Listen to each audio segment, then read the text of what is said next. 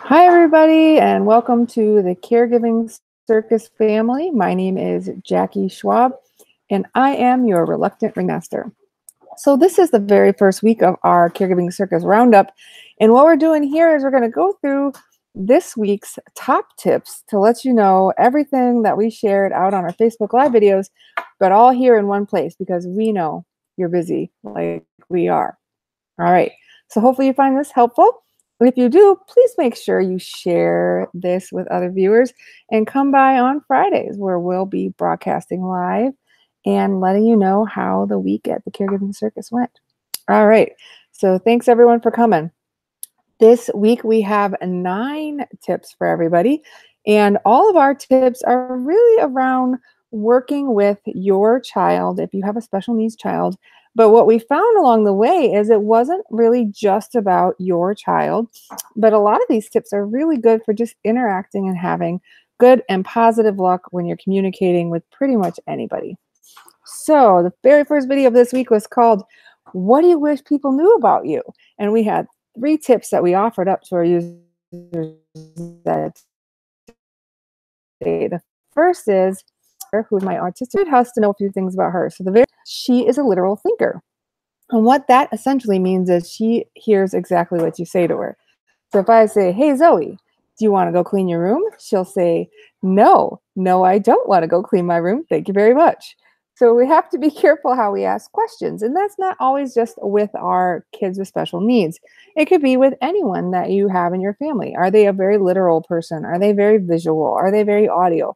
And if you kind of know how they communicate best, then you can choose that communication method to get across to them something that you think is important. The second tip from "What do you think other people wish you knew about them?" was um, making sure that you realize what you do and don't do both communicate, right? So while sometimes I am very frustrated at something, usually it's just I did something dumb or I tripped or maybe I stepped on a Lego or I found some poop I needed to clean up and I wasn't thrilled about it.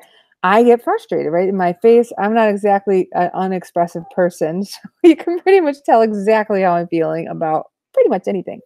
Well, if I run around with a big crumpy face on, or I'm not talking, or I'm being kind of unfriendly, my kids don't know that I'm not mad at them. Zoe especially doesn't realize that mommy's just in a cranky pants mood and it doesn't have anything to do with her.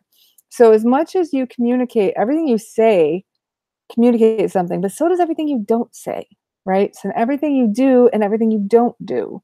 So if your kid's like, "Hey, mommy, could you come up and tuck me in for bed tonight?" And you're always like, "Hold on, hold on, hold on," and they fall asleep, right? You didn't do that, right? It's something that you didn't do, and that still communicates something to them that are not important for you to stop doing what you're doing and go over there. The third tip from "What do you wish we knew about you?" was a picture really is worth 1,000 words. And I know it's super cliche to say that, but a lot of our kiddos, our autistic kiddos in that community, those individuals are very visual, right? So when we are trying to get her to learn something new, we'll put it into a visual schedule. First, you have your morning routine, then you have your afternoon routine, then you have your dinner routine. And we put pictures that help her and help represent the things that she needs to see. Well, a picture might be worth 1,000 words in that particular situation. It's also worth a lot in other situations as well. So if you consider you're having an older person that you're taking care of at home, and perhaps they're, starting to deal with dementia, or they're starting to kind of lose some of their words, you can help them as well by giving them some pictures to kind of represent the things that they need to do. Or if you want to ask somebody to do something for you, right? And they're really struggling with understanding the thing that you need from them, then, draw them a picture. Like literally, not in the sassy kind of way, but they may really need that visual stimulus to be able to understand what you're trying to get them to understand. So that was our first video for the week. So then the next one we talked about was, how do you make time materialize out of the air? Because we are all pressed for time. There's never enough, ever, ever, ever enough. And we really, really could do anything to give us a little bit back. So we could spend a little bit of time on ourselves, which we probably all don't do nearly enough. So the very first tip was habit chaining.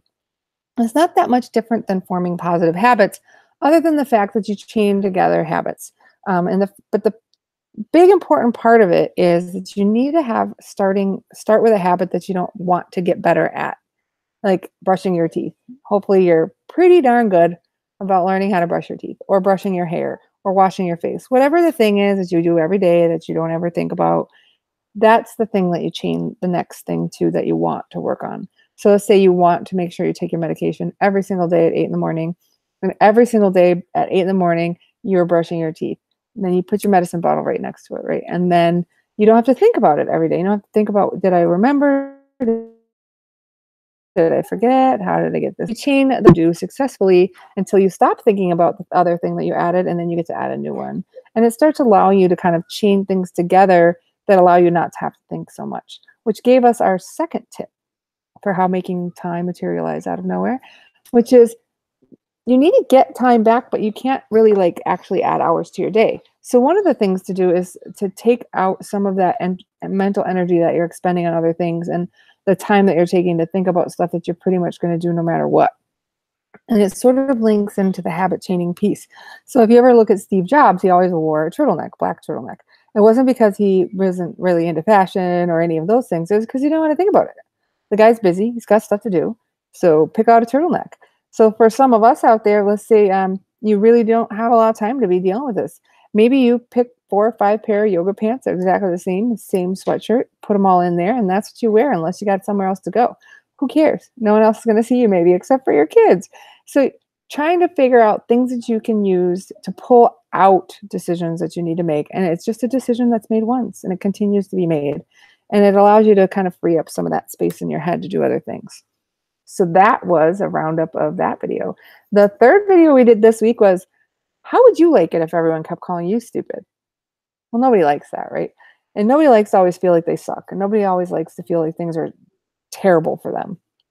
So I asked our 4 monkeys, that's what I call them, the 4 kids that have my home. I have a 4, 6, 8, and 12-year-old, and they have lots of advice for me all the time. So what would they like us to do? What makes them always feel like maybe they're not smart or that they don't? So the first stuff, right? We are really good as parents, I would say, and really good as coworkers at catching people doing something that we want them to improve on. So if they always forget, like my kids do, always forget to put their laundry away, and we're always like, hey, you never put your laundry away. Hey, you never put your laundry away. Well, great. So thanks for telling them something terrible all the time. But what if they remembered once? Do you remember that time that they did it to tell them that they did a good job? People have those types of things stick with them more. When you have the stronger your emotion is, the stronger it sticks with you. So if we keep shaming them, that's the emotion that they're going to keep and that's going to stick. But if instead we find something they did great and it represented the thing that we wanted them to do, focus on the things that they do well. Because let's just face it, guys, we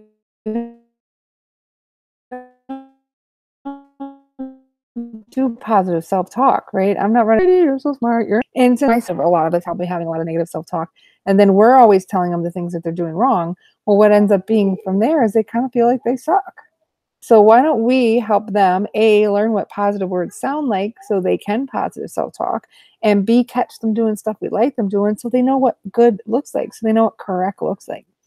And the second tip we gave from how would you like it if everyone called you stupid was understanding that there's a difference between them, I can't do something and I won't do something. And I think sometimes we assume and they're being stubborn little turkeys when the fact is they can't do it for lack of information, skill set, whatever the case may be. Example of that would be I'm very guilty of and do all the time. I will sit here at my work table and I'll scream out the door, hey, Ava, hey, Zoe, blah, blah, blah, do this thing. A, they probably heard their name, doubtful they heard anything else, and they certainly aren't going to come find out because they don't want to do the thing that I asked them to do. So it's not necessarily that they won't in that case. It might be that they can't.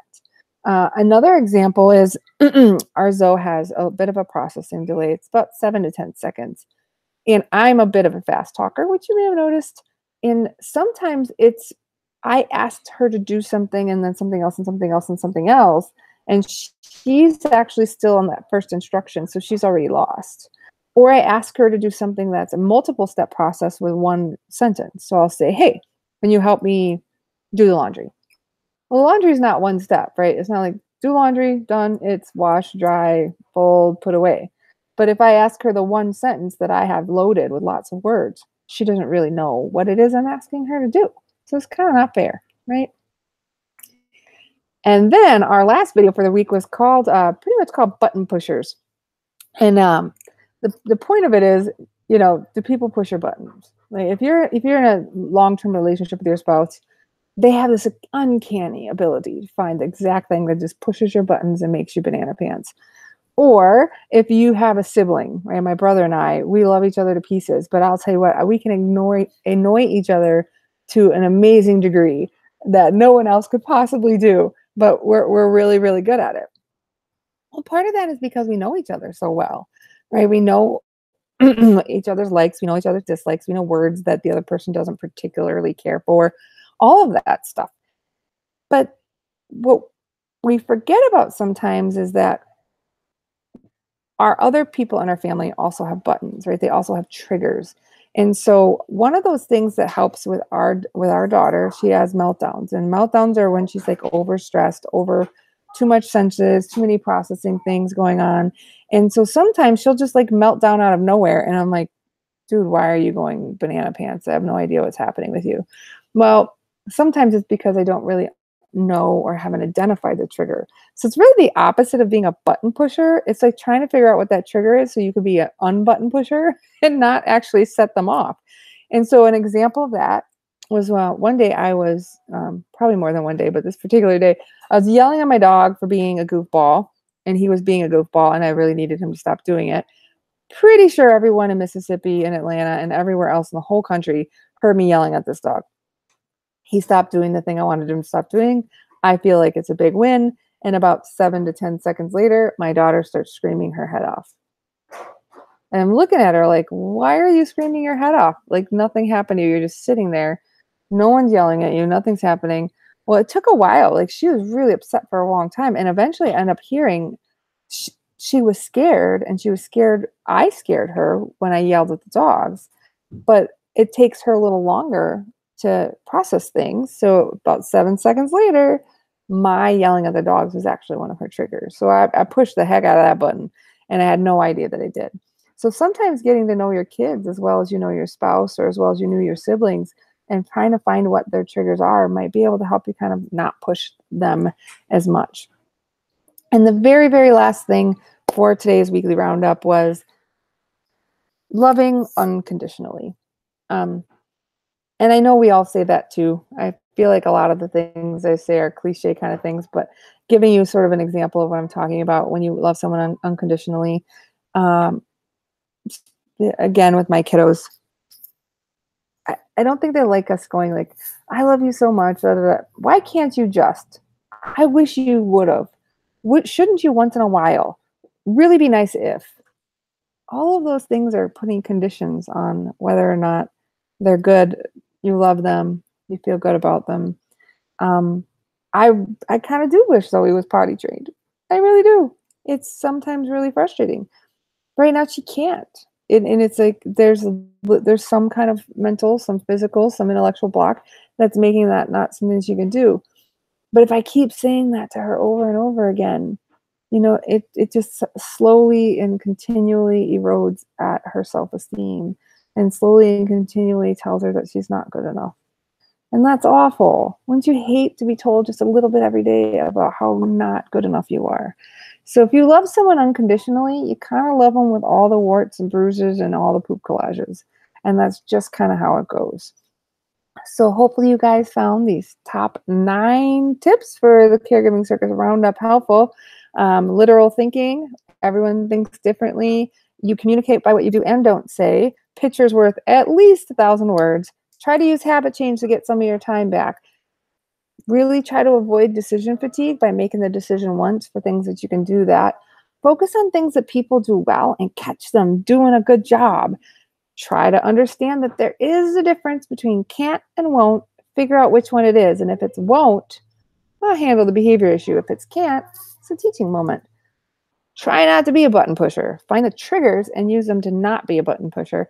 And last but not least, try to love everybody unconditionally. Hope you had a great week. We'll see you next Friday with the Caregiving Circus Weekly Roundup. If you would like to see our daily tips and tricks, head on over to Facebook and like us at the Caregiving Circus Family. And we hope to see you all again soon. Bye.